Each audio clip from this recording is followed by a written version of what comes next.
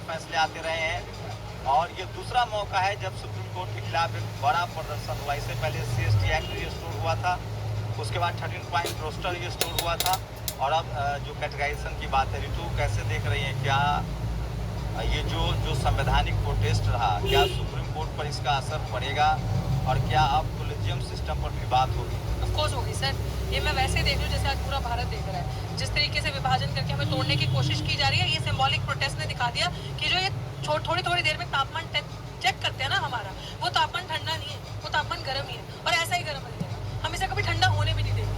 और रही बात सुप्रीम कोर्ट की, आप कह रहे हो कि वो फैसला वापस लेंगे या क्या करेंगे, सर लेना पड़ेगा। हमारी तो ये डिमांड है, हम इस यहाँ पे डिमांड के लिए आए हैं।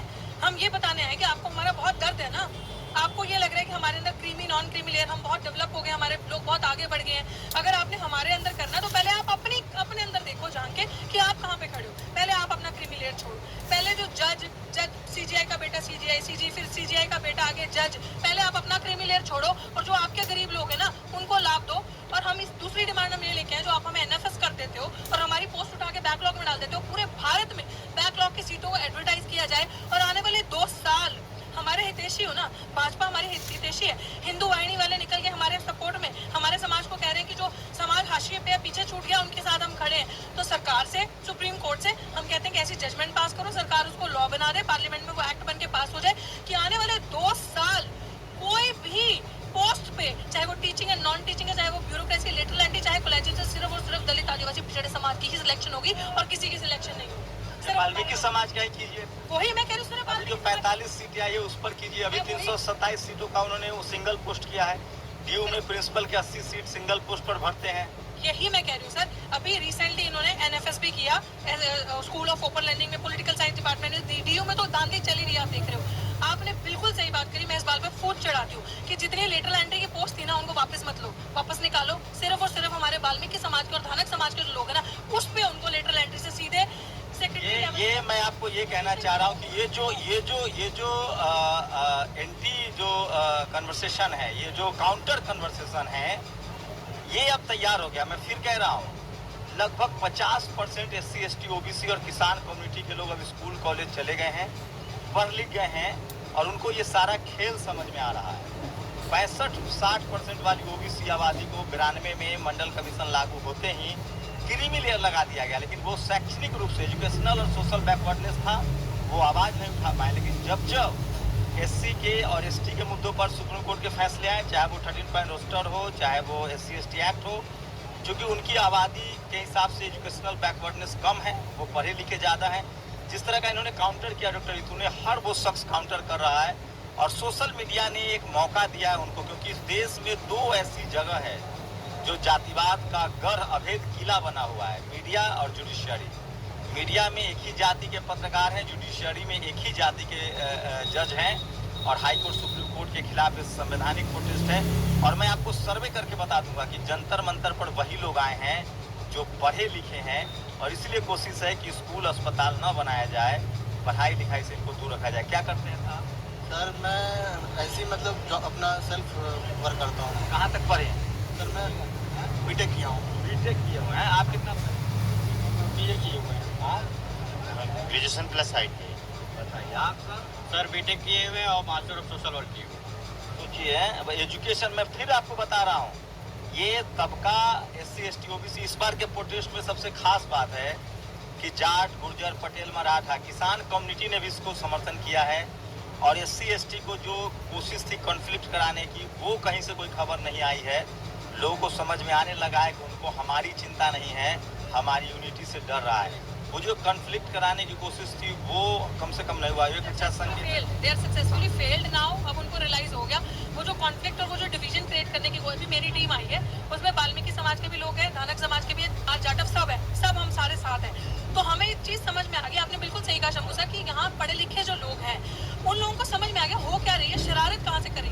दे just see us as vote bank. इनको लग रहा है कि पावरफुल मार्शल कम्युनिटी है, इनको तोड़ो। और इनमें से जो एक कौम जो दिन रात काम कर रही है, अगर मैं वही बात बता रही हूँ ना, हमारा भला करना ना, तो इमीडिएटली वाल्मीकि समाज के आप बहुत हितैषी हो रहे हो, ठेकेदारी प्रथा आज ही खत्म करें, वही 7 जजेस का बेंच, और कल वो ये लॉ पास करें, कानून जजमेंट दे कि इमीडिएटली सारी ठेकेदारी प्रथा खत्म होती है, सभी ठेकेदार जितने भी काम कर रहे हैं वाल्मीकि समाज के लोग, सबको परमानेंट किया जाता है। भी है, हम क्यों गरीब होते हैं, क्यों सिस्टम में नहीं जाते? एजुकेशन महंगी है, जब हमारी सरकारी नौकरियां हो जाएंगी, हमारे बच्चे पढ़ने में जाएंगे, हम आरक्षण का लाभ ले सकते हैं। अगर हम पढ़ेंगे नहीं तो हम आरक्षण का लाभ नहीं लेंगे ना, जाहिर सी बात हम पीछे रह जाएंगे। तो उन लोगों को फास्ट ट्रैक कानून बना के हमें वो पॉलिसी स्ट्रैटेजीज देनी चाहिए। बाकायदा उन लोगों को ये लगता है कि ये सब मत करो, एक मीडिया का नैरेटिव फैलाओ कि ये आपस में लड़ेंगे। सर नो, अब नहीं लड़ेंगे। मीडिया की नैरेटिव और सुप्रीम कोर्ट के नैरेटिव को आम आदमी ने और सोशल मीडिया ने काउंटर कर दिया, क्रश कर दिया, काउंटर कर दिया, खत्म। आज आपने देख लिया जगह जगह में प्रोटेस्ट, हमारा जो रिप्रेजेंटेशन, सॉलिडारिटी का जो एकत्व का भाव दिखा है उनको, वो समझ में आ गया कि बैक फुट पे आज नहीं कल परसों तक गई, अब नहीं हो सकता। क्या सर देखिए, हमारे बीच में जो भ्रम फैलाया जा रहा है, हमारे लोगों को इकट्ठा होना पड़ेगा, एकजुट होना पड़ेगा और इस मनुवादी व्यवस्था के खिलाफ आवाज उठानी पड़ेगी, क्योंकि ये रिजर्वेशन आर्थिक आधार नहीं है, हमें भीख में नहीं मिला।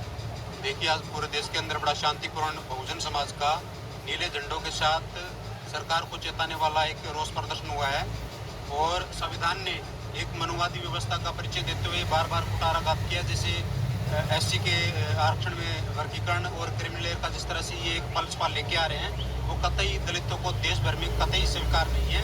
और खाली आज तो देश के अंदर केवल दलितों ने प्रोटेस्ट नहीं किया, चाहे समाजवादी पार्टी हो, आरजेडी हो, कांग्रेस हो, तमाम अन्य लाखों सामाजिक संगठन, कर्मचारियों के संगठन, उन लोगों ने प्रोटेस्ट किया है। देखिए, हमें क्रिमिनल लेयर में तो तभी आएंगे ना जब हमें पूरा आरक्षण मिलेगा। आज तक जब से हमें आज़ादी मिली है, क्या करती हैं? संविधान जी क्या करती हैं?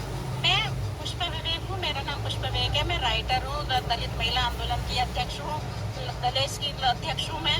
और अभी मैं दलितों के लिए, हक के लिए, जो भी हमारे हक है, महिलाओं के हक के लिए मैं संघर्ष करती हूँ। मेरे को 25-30 साल हो गए हैं संघर्ष में आते हुए, और ये संघर्ष हमारा आखिरी दम तक चालू रहेगा जब तक हमें हमारे अधिकार नहीं। क्या कहेंगे? सर, मैं पुणे से आया हूँ, कांशीराम जी के ऑफिस से 8 महीने से आ रहा हूँ। मैं आपको बताना चाहता हूँ कि देखिए, जो आरक्षण वर्ड है, या आरक्षण वर्ड का डेफिनेशन बाबा साहब ने बहुत दिमाग से दिया। आरक्षण का मतलब होता है सिक्योरिटी। आज SC ST OBC को आरक्षण दिया है, आज तक के OBC की जनगणना नहीं हुई है। और ये आरक्षण वर्ड की सिक्योरिटी देखो, SC की इसमें जो क्रिमिनल लगा के आप 50% में भी जा सकते और नीचे भी नहीं आ सकते मेरे जैसे लोग। और जो हमारा प्राइम मिनिस्टर कहता है 85 करोड़ लोग जो 5 की सीजन है, तो सही में बताइए वो पढ़ सकते हैं? आज एजुकेशन खत्म हो गया है, पैसा नहीं है। और उसके बाद में ये सरकार को हमने मांग पत्र दिया है अपनी तरफ से, भाई हमारा मांग पत्र ये मंजूर किया जाए, क्योंकि जब तक दलितों को पूरा न्याय नहीं मिलेगा, पूरा आरक्षण नहीं मिलेगा, हम आंदोलन करते रहेंगे। पहले तो मैं आपका फैन हूँ बहुत 2-4-5 साल से। मैं एक बिहारी हूँ, आरा का रहने वाला हूँ और बिहारी लोगों का बहुत पसंद करता हूँ। बताइए ना इसको, पूरा देश अपना है, बिहारी भी क्या करें? चलिए, ये जो क्रीमी लेयर और ये सब आ रहा है, ये हम लोग को तोड़ने के लिए और शिक्षा से वंचित करने, हमारा निचला भाई को पढ़ाया ही नहीं, न पढ़ के राजी है, केवल तो वो आप लोग पे बैक टू सोसाइटी कीजिए ना। ये बाबा साहब ने कहा तो था कि जो पढ़ लिख गया उनको हाथ थामना पड़ेगा। तो वो लोग नहीं तैयार हो रहे हैं ना भाई। हमारा भाई ने बहुत आगे बढ़ने की कोशिश की, मर गया उनके लिए, लेकिन नहीं आया। नेशनल दस्त बहुत बहुत साधुवाद जो यहाँ पे कवर करने आए हैं। और मैं इसके आरक्षण के विरोध के उसमें जो है ना, मैं यही कहना चाहूँगा कि ये जो सुप्रीम कोर्ट ने 1 अगस्त को जो दिया है, ये गलत दिया है डिसीजन। ये डिसीजन नहीं होना चाहिए। अभी हमारा समाज ज़्यादा इतना एजुकेशनल बैकवर्डनेस भी अब नहीं रहा है SC ST OBC में कि वो कुछ भी कर देंगे और लोग मान लेंगे। तो पढ़ा लिखा क्या कहेंगे? सुप्रीम कोर्ट के फैसले से इस जो संवैधानिक प्रोटेस्ट आप लोग कर रहे हैं, सुप्रीम कोर्ट पर असर पड़ेगा? आज जो हम प्रदर्शन के लिए यहाँ पे इकट्ठे हुए हैं, इस देश को जिस तरह से एक बदनीयत के साथ में दिया गया न्याय, जो आरक्षण के नाम पर कोटे की जो बात करता है, ये भारत में जातिवादी मानसिकता को स्थापित करने वाले उन न्यायाधीशों ने दिया है, जिसका हम पुरजोर विरोध करते हैं। और इस देश के संविधान में तत्काल संशोधन करके इस तरह के न्यायपालिका को भंग भी किया जाना चाहिए। लोग कह रहे हैं दलित समाज, आदिवासी समाज आपस में टूट गया, फूट गया। जश्न मन रहा है जो जातिवादी व्यवस्था जिन्होंने चलाई है, जो जातिवादी व्यवस्था लाना चाहते हैं, वो कह रहे हैं कि अब जश्न है और SC ST टूट गया है। ये बात सच है। मैं इस बात को कह दूं, इसको गलतफहमी में नहीं रहना चाहिए। हम लोग जो कमज़ोर मानसिकता के हैं, हम उतने शिक्षित नहीं हैं, हम उतने चालाक समाज नहीं है। हमको ठगने वाला हमें बड़े आराम से जाति के नाम पर एक दूसरे के प्रति घृणा फैला के अभी तक सदियों से लूटता रहा है और इसी को हम ब्राह्मणवादी सोच कहते हैं। आज जो न्यायपालिका में बैठे ब्राह्मण है, मैं पुरजोर इस बात का विरोध करता हूँ कि इस देश में ब्राह्मणवादी मानसिकता कभी भी न्याय किसी को दे नहीं सकती है और उसी का परिणाम है कि हमें आपस में जो हमने एक आंदोलन शुरू कर रखा था कुछ सालों से कि अछूत कही जाने वाली जातियां आपस में एक दूसरे के साथ रोटी बेटी का व्यवहार करें और आपस में एक दूसरे के साथ सम्मान करें। जब आपस में ये एकजुट होंगे तभी एकता आएगी और अपने अधिकार की मांग कर पाएंगे।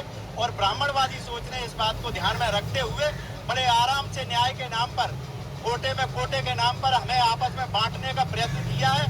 मैं अपने भाइयों से सिर्फ इसी बात को कहूंगा कि हम अपने आप के अंतर तन को देखें और ये महसूस करें कि हमने आपस में छुआछूत को कितना मिटाया है और ये वक्त आ गया है इस न्याय के नाम से ही सही हम अपने अछूत जितने भी भाई हैं एक दूसरे के साथ में रोटी बेटी का व्यवहार करें और इस आंदोलन को आगे बढ़ाएं। लेकिन मैं तो इसको यही कहूँगा कि दुश्मन ने हम लोगों की एकता को, जो अम्बेडकरवादी एससी समाज है, उनकी एकता को तोड़ने के तमाम प्रयास किए लेकिन कभी वो सफल नहीं हो पाए। हमारे आज सम्मान पे जब भी चोट पहुंचाई तो हम एक होकर लड़े।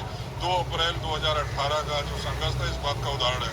लेकिन इस बार वो न्यायपालिका का सहारा लेके इसमें सफल हुआ है और हमारा समाज आज जो है 2 भागों में बट गया है। निश्चित ये खुशी की बात है कि अधिकांश लोग इस सुप्रीम कोर्ट के इस आदेश के विरोध में है और आरक्षण में कोई वर्गीकरण नहीं चाहते। ऐसी समझ का कोई वर्गीकरण। तो सोचिए, इतना एजुकेशनल बैकवर्डनेस अब नहीं है कि लोग समझ नहीं रहे हैं। लोग समझ रहे हैं, खेल को समझ रहे हैं और जो पढ़ा लिखा SC ST OBC है वो इस पूरे आंदोलन को समझ रहा है और उनके भनते भी आ रहे हैं। ये तस्वीरें दिखा रहा हूँ और देखिए वकील भी आए हैं, मोहम्मद राचा हैं, ये भी इस आंदोलन को लीड कर रहे हैं। ये तस्वीरें दिखा रहा हूँ और ये देखिए ये तस्वीरें दिखा रहा हूँ जो सोशल मीडिया